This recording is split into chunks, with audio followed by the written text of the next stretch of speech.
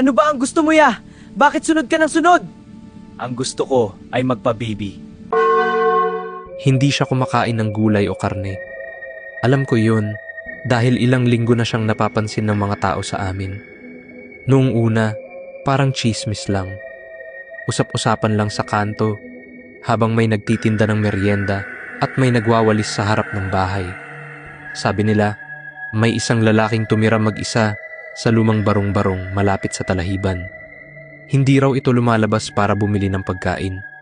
Wala ring nakikitang usok mula sa bahay niya na parang hindi siya nagluluto. Pero tuwing umaga, palagi siyang maayos.